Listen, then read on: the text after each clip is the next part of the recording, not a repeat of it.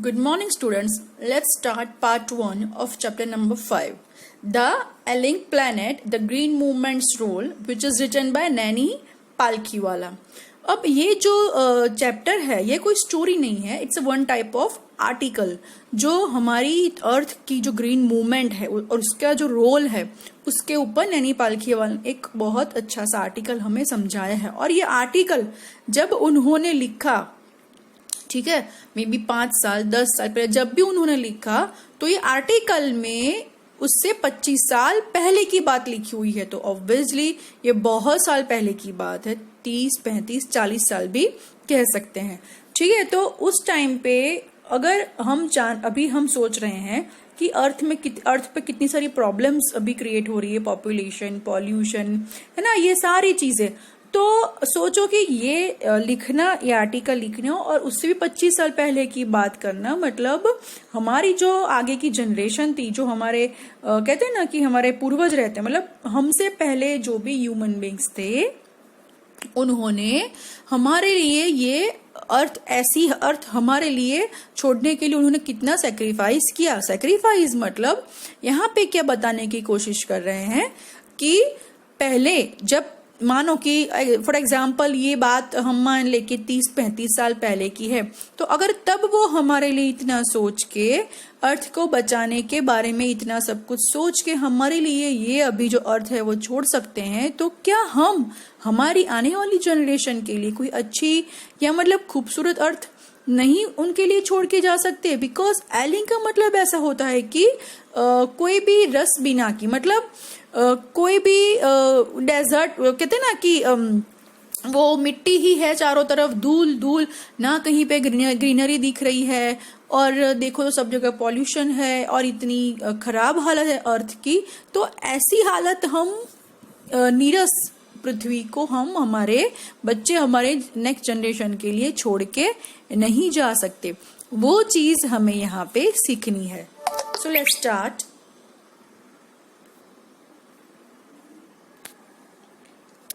One cannot recall any moment in world history which has gripped the imagination for the entire human race so completely and so rapidly as the Green Movement, which started nearly 25 years ago.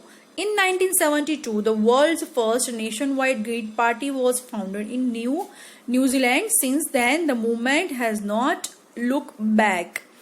So, शायद ही कोई ऐसी movement है जो इस तरीके से जोरों से चली होगी और ये लेवल पे भी आई होगी. 1972 में जो first nation wide green party जो हुई थी वो न्यूजीलैंड में हुई थी 1972 में, और जब से वो स्टार्ट हुई है आज तक वो अभी भी चल रही है. उसके बारे में मतलब इसके लिए स्टेप्स लेते जा रहे कि किस तरीके से अर्थ को बचाया जाए. अब एक चीज आप समझ लो, मैं ये नहीं कह रही कि ये चीज गलत है, बट सोचने की जरूरत है कि पहले गांव थे और मतलब सिंगल घर थे. अब आप देखो चारों तरफ फ्लैट्स बन रहे हैं, तो क्या ये सारी चीजें हैं वो क्या अर्थ के ऊपर असर नहीं कर रही है? कर रही है, क्योंकि हम अर्थ में से ही मिट्टी निकालते हैं, फिर उसके ऊपर फ्लैट्स बनाते हैं, बड़ी बड़ी बिल्डिंगें बनाते हैं, शॉपिंग मॉल्स बनाते हैं. तो ये सारी चीजें अर्थ को बहुत बहुत बहुत नुकसान करती है. ठीक है, तो यहाँ पे ये बता रहे हैं कि और ऐसा नहीं था कि कोई एक जगह से इसके लिए जो है नेशन वाइड जो था उसके अंदर ग्रीन मूवमेंट जो सिर्फ एक जगह से थी. नहीं, एक जगह से नहीं, बहुत सारी, ऑलमोस्ट सारी कंट्रीज के लोग यहाँ पे आए हुए थे ग्रीन मूवमेंट के लिए, उसके रिवॉल्यूशन के लिए, उसको कैसे हम बचाएं, अर्थ को कैसे बचाएं, उसके लिए बहुत सारे लोग यहाँ पे अपनी जो है जागरूकता दिखा रहे थे. We have shifted one hopes irrevocably from the mechanistic view to a holistic and ecological view of the world. तो यहाँ पे हमें नैनी पालखीवाला जो है वो बताने की कोशिश कर रहे हैं कि हमें हमारा जो व्यू है ना अब मैकेनिकलिस्टिक से हॉलिस्टिक कर देना चाहिए. हॉलिस्टिक मतलब केरला में क्या है, केरला में आज भी आप देखो तो वहां पे जंगल को, फॉरेस्ट को काटने की इजाजत नहीं है, क्योंकि वो ऐसा मानते हैं कि फॉरेस्ट को अगर हम काटेंगे, उसको कट करेंगे, उसको कम करेंगे तो कोई आफत आएगी.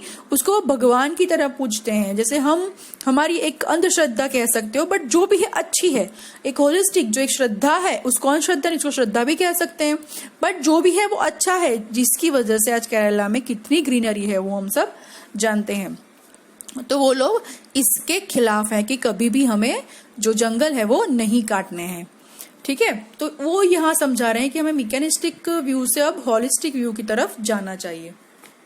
It is a shift in human perceptions of revolutionary as that introduced by Copernicus, who taught mankind in the 16th century that the earth and the other planets revolve around the sun। जो Copernicus थे उन्होंने हमें क्या बताया था 16th century में? देखो, सबसे पहले जब हम कहते हैं ना कि ना इतना ज्यादा एजुकेशन था, तब जो हमें साइंटिस्ट कहते हम मान लेते, तो तब साइंटिस्ट क्या बोलते थे कि पृथ्वी गोल नहीं है, पृथ्वी तो स्क्वायर है, रेक्टेंगल है। फिर धीरे धीरे ये प्रूव हुआ कि जो पृथ्वी है, जो अर्थ है वो गोल है। उसके बाद ऐसा आया कि भाई सारी सन जो है वो सारे प्लेनेट के आजू बाजू घूमता है, अर्थ के आजू बाजू भी घूमता है, फिर और जो सारे प्लेनेट्स उसके आजू बाजू घूमता है। बट धीरे धीरे फिर देखो यहाँ पे बोलता है ना, revolve other planets revolve round the sun. But फिर 16th सेंचुरी में कॉपरनिकस ने बताया कि भाई सन तो वही है, हम लोग घूम रहे हैं उसके आजू बाजू, सन वही का वही है और अर्थ जो है मतलब सारे जो प्लैनेट है उसके आजू बाजू घूम रहे हैं। तो ऐसे हर एक चीज को साबित करी जो साइंटिस्ट थे हमारे, और फिर उसको हमारे सामने लाए। For the first time in human history, there is a growing worldwide consciousness that the earth itself is a living organism and enormous being of which we are parts। तो यहाँ पे एक चीज समझ में आई पहली बार कि वो घूम रही है, दैट मीन्स ये तो लिविंग ऑर्गेनिज्म है, एक पार्ट है, एक जिंदा। तो क्या हम जिंदा, अगर एक ह्यूमन बीइंग हम एज ए सोचे, तो क्या हम एक ह्यूमन बीइंग जिंदा इंसान को हर्ट कर सकते हैं, नुकसान पहुंचा सकते हैं? तो ये अर्थ जो है हम उसको माता कहते हैं, माँ कहते हैं, और भी ये प्रूव भी हो गया है कि ये लिविंग ऑर्गेनिज्म है, तो हम उसको क्यों इतना सारा हार्म कर रहे हैं? It has its own metabolic needs and vital processes which need to be respected and preserved। तो अब हमें जो उसकी जो हमारा जो खजाना है उसके अंदर से जो हमें मिलता है वो हमें उसको संभालना चाहिए, उसके रिस्पेक्ट करनी चाहिए। The Earth's vital signs reveal a patient in decline health. We have begun to realize our ethical obligations to be good stewards of the planet and responsible trustees of the legacy to future generation। तो अब अर्थ जो है वो एक patient की तरह है, ठीक है। उसको अभी हमने ऑक्सीजन नहीं दिया तो मे बी वो खत्म भी हो सकती है। तो इट्स लाइक अ पेशेंट, वो पेशेंट है, अब उसको हमें बहुत संभालना है, उसको फिर से हमें हरी भरी करना है। The concept of sustainable development was popularized in 1987 by the World Commission on Environment and Development। अब जो 1987 में world commission on environment on development के ऊपर जो सस्टेनेबल डेवलपमेंट था वो बहुत पॉपुलर हुआ था। एक्चुअली जब उन्होंने 1972 से जो स्टार्ट किया है ग्रीन मूवमेंट, वो अभी भी चल रहा है, मतलब जोरों शोरों से चल रहा है। और बहुत सारे ऐसे लोग भी, ऐसा नहीं है कि सब लोग नहीं समझते, सब कुछ लोग हैं जो नहीं समझते, बट अब जो है वो अर्थ के बारे में बहुत सारे लोग अवेयर हो गए हैं। In its report, it defined the idea as development that meets the needs of the present without compromising the ability of future generation to meet their needs। Example, without stripping the natural world of resources future generation would need। तो अब उन्होंने फिर ये बोला world commission जो था कि हमें हमारी नई जनरेशन के लिए कुछ छोड़ के, कुछ अच्छी वाली अर्थ छोड़ के जानी है, ना कि एक ऐसी अर्थ जिसके ऊपर रहने लायक कुछ हो ही नहीं। दूसरे प्लैनेट है ना, फिर मार्स ले लो या फिर जुपिटर ले लो, कुछ भी ले लो, फिर क्या फर्क पड़ जाने वाला है। ऐसा ही अर्थ अगर रखना है हमें, मून है बट क्या मून पे हम जाके आए बट क्या वहां पे रह सकते हैं? अभी तक की पॉसिबिलिटी देखी नहीं है हम लोगों ने। तो क्या अर्थ को भी हम ऐसे ही एक प्लैनेट बना देना है हमको? हमारी नेक्स्ट जनरेशन को क्या हमें ऐसी अर्थ देनी है? और यहाँ पे एक बहुत अच्छा एग्जाम्पल भी उन्होंने दिया है। In the zoo at Lusaka, Zambia, there is a cage where the notice reads the world's most dangerous animal. अब यहाँ पे एक जू की जाम्बिया, लुसाका जाम्बिया जो है वहाँ पे एक जू है, तो वहाँ पे बाहर बोर्ड लगाया हुआ है कि भाई the world's most dangerous animal. But अगर अंदर जाते हैं तो क्या है, वहाँ पे कोई एनिमल नहीं है. Inside the cage there is no animal but a mirror where you see yourself. तो वहां पे जाते ही हम देखते कि वहां पे कोई एनिमल नहीं, बट एक मिरर है जहां पे हम अपने आप को देख सकते हैं. Thanks to the effort of a number of agencies in different countries, a new awareness has now dawned upon the most dangerous animal in the world. He has realized the wisdom of shifting from a system based on domination to one based on partnership.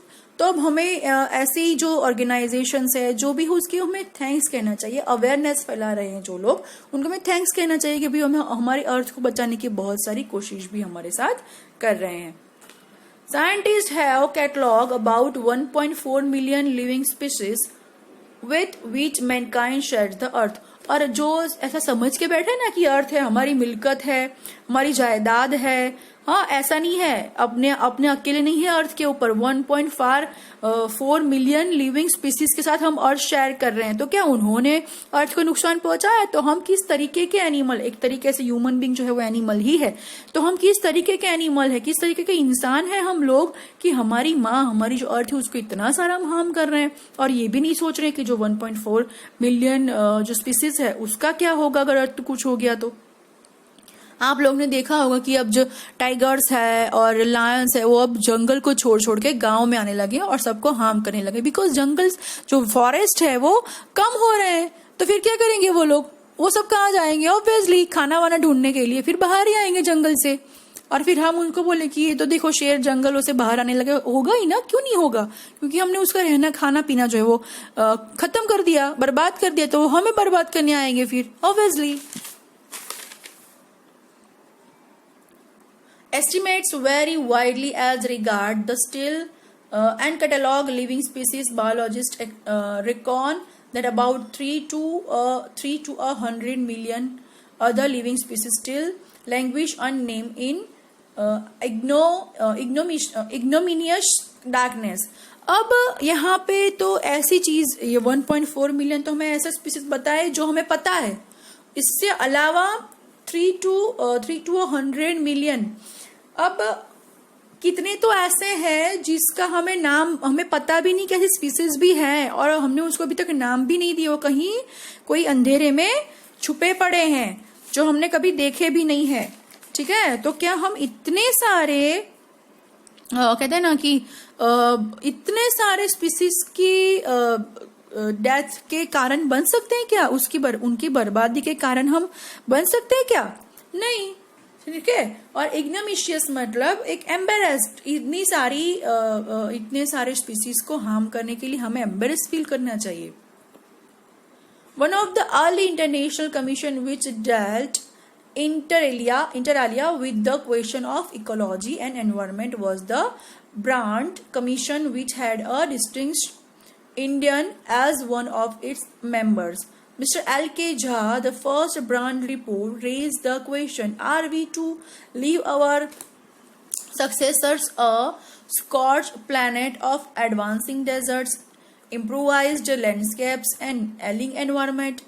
तो जब हम जो सारी actually बहुत सारी commissions होती हैं और इस हर एक जगह यहाँ पे ऐसी डिबेट भी होती है, बातें होती है, इसके ऊपर चर्चाएं होती है. तो मिस्टर एल के झा जो थे वो उन्होंने फर्स्ट ब्रांड रिपोर्ट दी और बताया कि क्या हम इतने सक्सेसर, हम ऐसे सक्सेसर हैं जो हमारी जो जनरेशन है नेक्स्ट उसको एडवांस डेजर्ट देंगे, मतलब एक नियरेस्ट पृथ्वी और इम्प्रोवाइज्ड लैंडस्केप एंड आइलिंग एनवायरमेंट. हम क्या देना चाहते हैं? हम देना क्या चाहते हैं? उनको डेजर्ट देना चाहते हैं, या एक नीरस पृथ्वी देना चाहते हैं, कि नीरस एटमॉस्फेयर देना चाहते हैं, या फिर कोई ऐसी लैंडस्केप अच्छी वाली क्रॉप लैंड या लैंडस्केप जो है अच्छी अर्थ देना चाहते हैं? उन्होंने ये प्रश्न वहां पे उठाया था. ठीक है. Mr. Lester R. Brown, in his thoughtful book The Global Economic Prospect, points out that the Earth's principal biological systems are four. तो उनकी एक बुक है मिस्टर लेस्टर आर ब्राउन की, द ग्लोबल इकोनॉमिक प्रोस्पेक्ट. उन्होंने वहां पे ये जो चार प्रिंसिपल है बायोलॉजिकल सिस्टम जो है अर्थ की, बहुत अच्छे से एक्सप्लेन करी है. कौन कौन सी ये चार? बोले fisheries, forest, grassland and croplands. ये चार चीजें उन्होंने बायोलॉजिकल सिस्टम में एक ऐसा पॉइंट हमें बहुत अच्छे से समझाया है. And they form the foundation of the global economic system.